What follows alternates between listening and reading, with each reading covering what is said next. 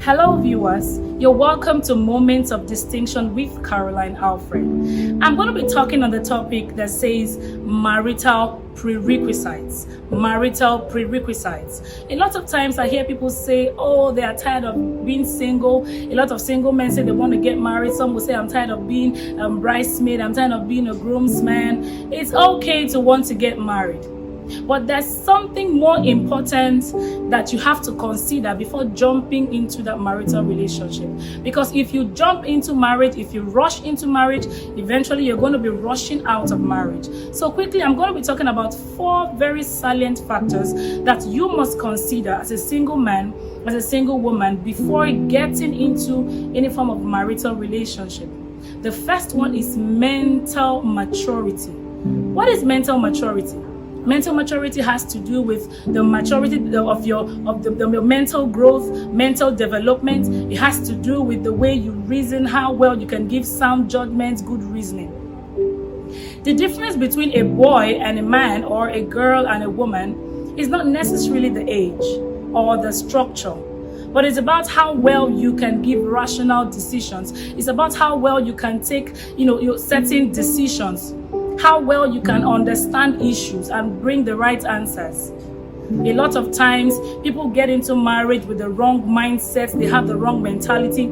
Some persons bring their experiences of the past relationships into the new one, and they end up making the relationship toxic. You see a man who had an ex-girlfriend or maybe ex-fiancé or whatever you want to call it, and that one always collects money from him, saps him dry, and he meets a good girl.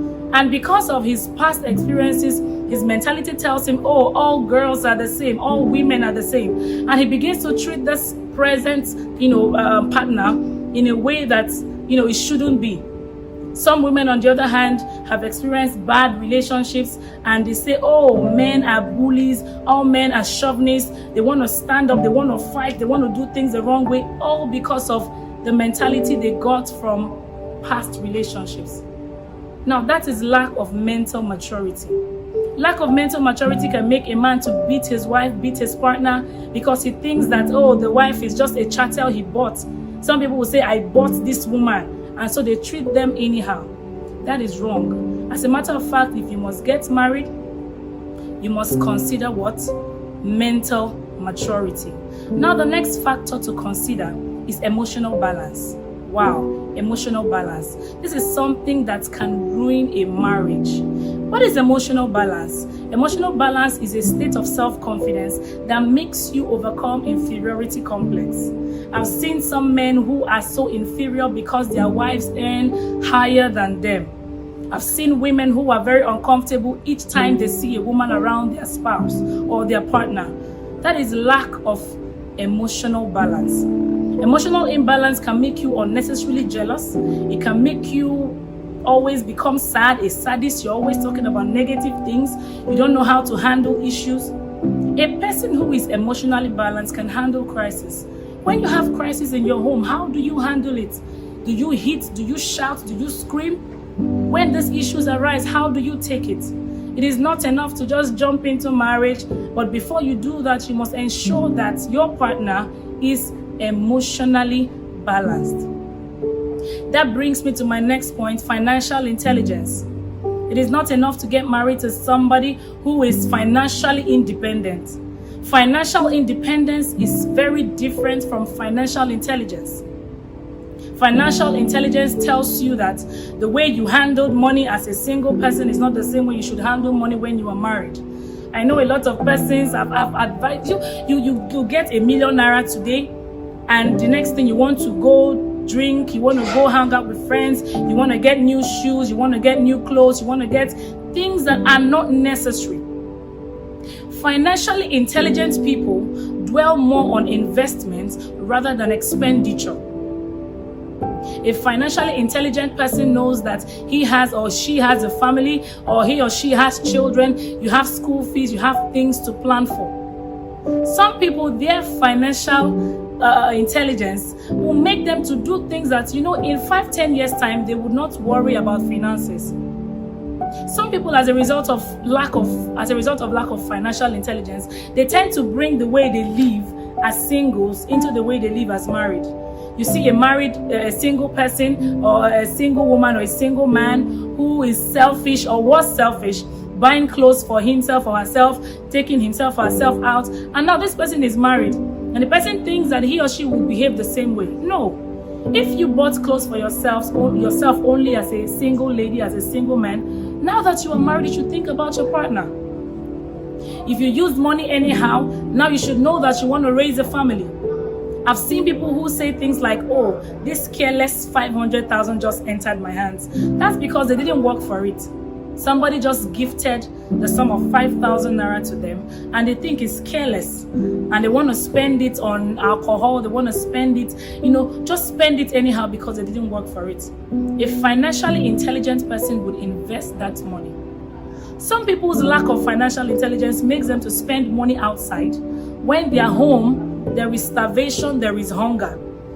Some persons would rather go out, spend money and be applauded than fend for their families.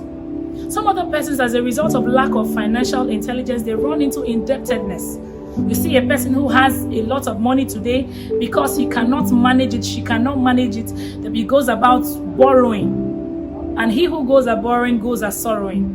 So it is very important that you get somebody who is financially intelligent. I've seen some women who want to start up businesses, and they say, oh, this 1 million naira is for this business.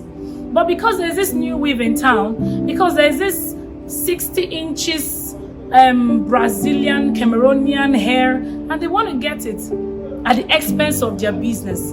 And you see them, they cannot do any business, they cannot do anything. Now, what is the essence of getting a 600,000 naira weave when there is nothing in your head? There is no business idea, there is nothing you are doing, that money is coming. That is wrong. As a man, as a woman who is about to get into a marital relationship, you must ensure that your partner, you must ensure that your spouse is financially intelligent. Now, the last is spiritual stability. Spiritual stability is as important as every other factor I've mentioned earlier. The partner must be spiritually stable. The partner must pray. The partner must invite God into their relationships. A lot of times I've seen people plan for weddings. Oh, they want to have onion purple. I've even heard people say they want to have hellfire red. And I'm wondering, hellfire red, where is it coming from? Some people spend all their time trying to invite dignitaries to their wedding, but never a moment to invite divinity. Now let's look at the wedding in Cana. Dignitaries were present at the wedding. The governor of the feast was there. But when the wine got exhausted, divinity stepped in. Jesus was there to make provisions. The governor of the feast couldn't help the matter. So, spiritual stability is equally very important.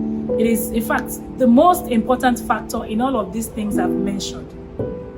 I want to believe that those of you watching, those of you listening, you have gained one or two things from these things I've mentioned. Don't forget, it's not about who got married first. It's not about how flamboyant a wedding can be. Some persons, because of lack of financial intelligence, they want to use all their life earnings, their life savings to do an elaborate wedding. If you have the money to do that, fine.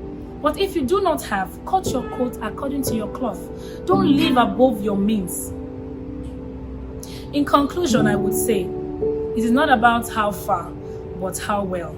Before you get into any form of marital relationship, you have to make sure that that partner is mentally mature, emotionally balanced, financially intelligent, and spiritually stable. And when you put all these things together, I assure you, you will have a marriage of bliss, a marriage of love, of joy, and you will have a marriage of distinction. Thank you, and God bless you.